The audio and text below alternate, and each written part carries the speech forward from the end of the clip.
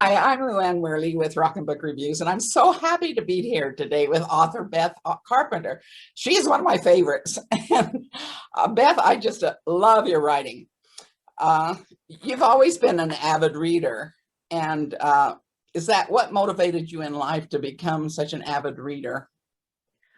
Well, I grew up on a farm. We were about 5 miles out of town, and my brother is 5 years older, but the closest one, and my sister's 6 years younger. So I didn't have a lot of playmates, but I loved books, loved reading.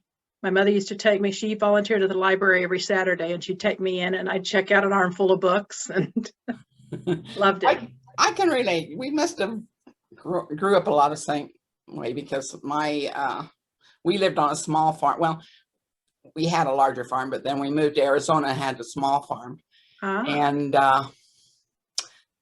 like you said, there were the other farmers in the area were mostly boys, and so and the girls were much older or much younger, and I had no sisters, so it was me. But I'm with you. I would lose my world in all these different Anne of a Thousand Days and Mary Queen of Scots and all.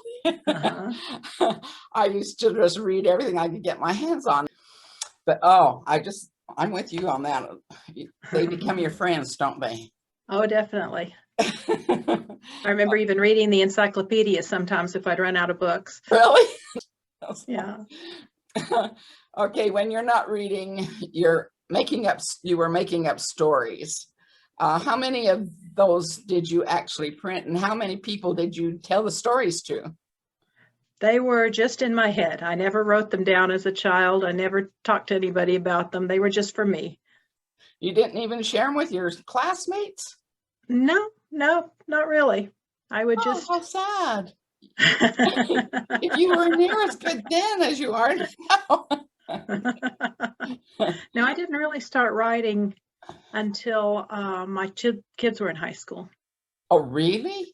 Oh, that surprises me. So did you publish any of your ideas, or did you all come up with new ones? They were pretty much new ones. I mean, when I was a kid, they were mostly, I was a horse crazy kid. They were stories about.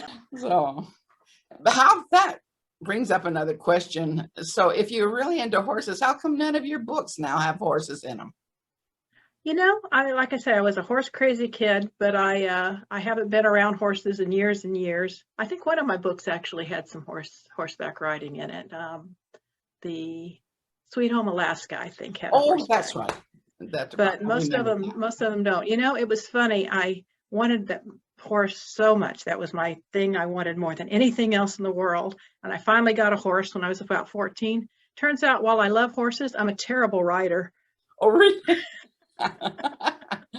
I don't have good balance. I can't make the horse do what I want it to do. I think we used to have a lot of horses when I was really young before we moved to Arizona. And I think part of mine is because as long as I mean, even when I was a tiny baby, my dad had taken me on the horse with him in his lap. And so, I mean, for early memories, I can remember, being on a horse. So it just felt natural when I started. So you grew up with it. Yeah. And I tried to learn to ride a horse by reading about it. Turns out that's not the best way to learn to ride a horse. But anyhow, you didn't really need them in your books because they're fantastic. Oh, thank you. And okay, I haven't read any of your Choices series. When I was reading up on your bio, I thought that was, I'd never heard of those.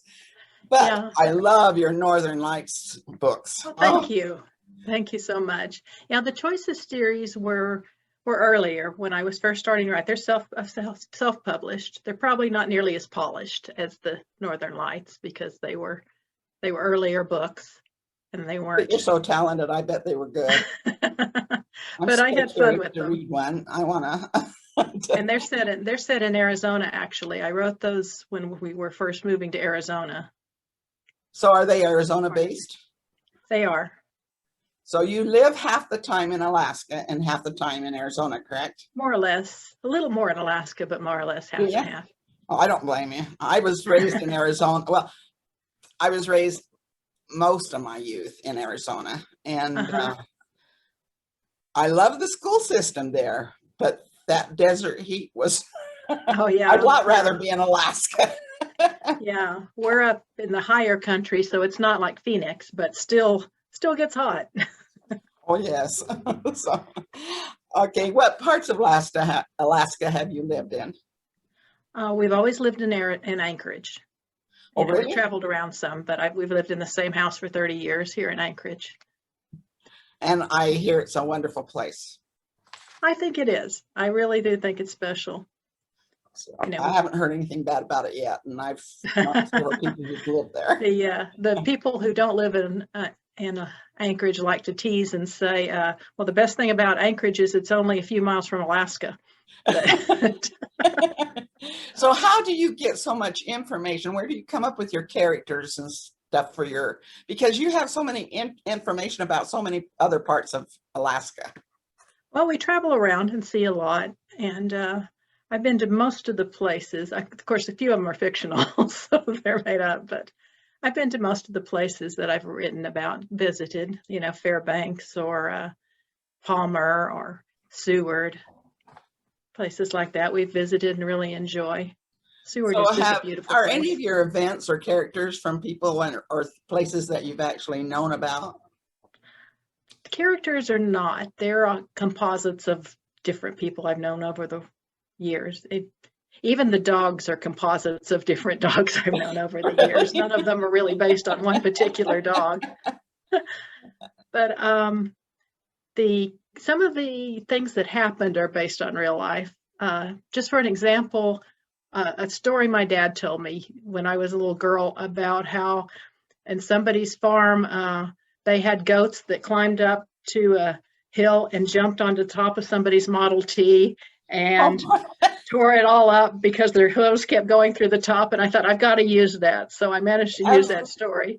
I love that. I thought, boy, that takes a lot of imagination. No, it really happened. That's great.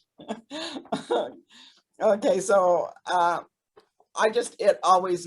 marvel at writers, at how they can think up all these personalities and events and stuff and have them seem so real, and you're so good at that.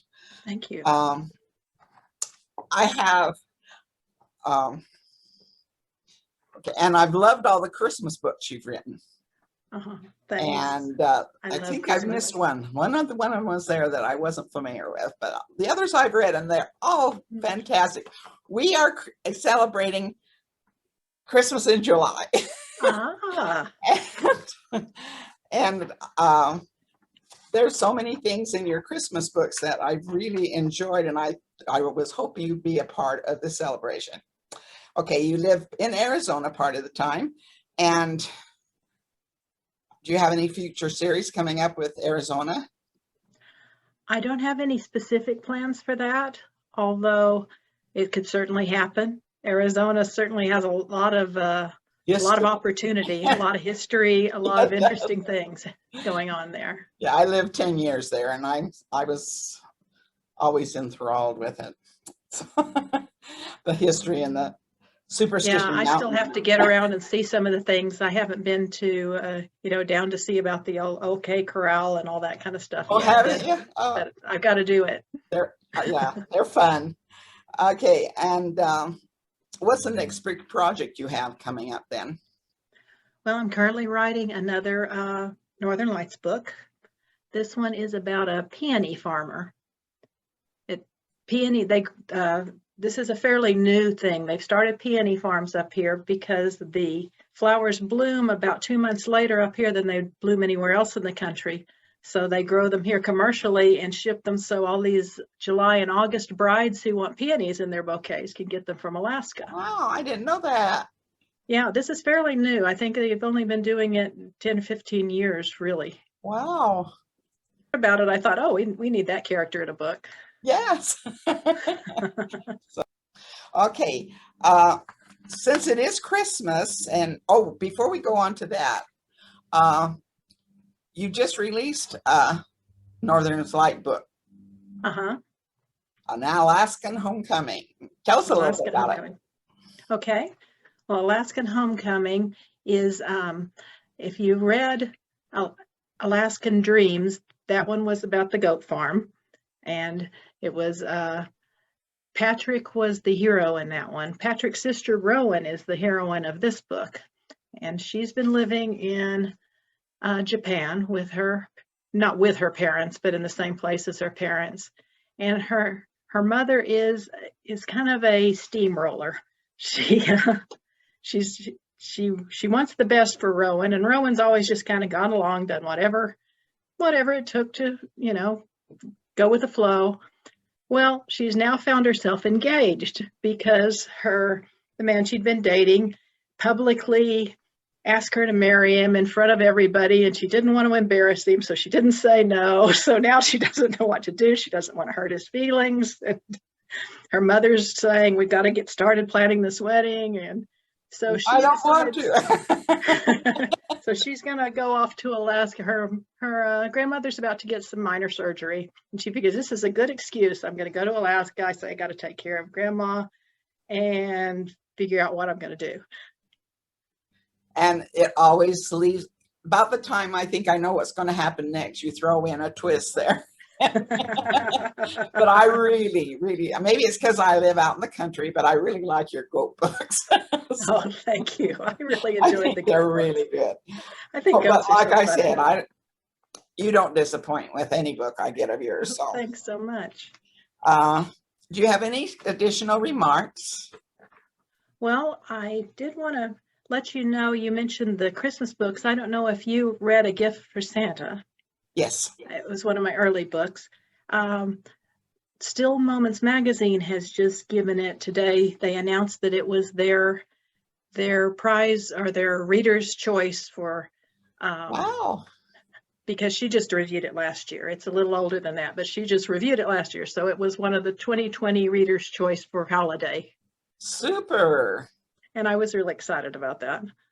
That is so neat. I didn't know that. Thank you. Well, you're very deserving of all sorts of awards. Well, I appreciate you saying that. You really are. I mean, I'm not just being flattering. You really are. And as you mentioned, I do want to give away one of those books. Oh, good. Here we've got either the Alaska Family Christmas, which was the last Christmas book, or the Alaskan Homecoming, whichever the reader would like. And both of them are excellent. That'll be wonderful. Some lucky U.S. Canada winner will have a wonderful time reading either book. Thank you so much for joining me. And if you're outside the U.S. and Canada, you can also receive a free ebook of your choice. Thank you. Is there anything else before we say goodbye? Just want to thank you so much for having me. This is my first ever Zoom interview, and I was a little nervous, but you've made me feel right at home, so thanks so much. Thank you. I've totally enjoyed it. And like I said, I just was so anxious to meet you. So this has been great. And have a good day. And we hope that all of you will search the universe through books. And goodbye for now.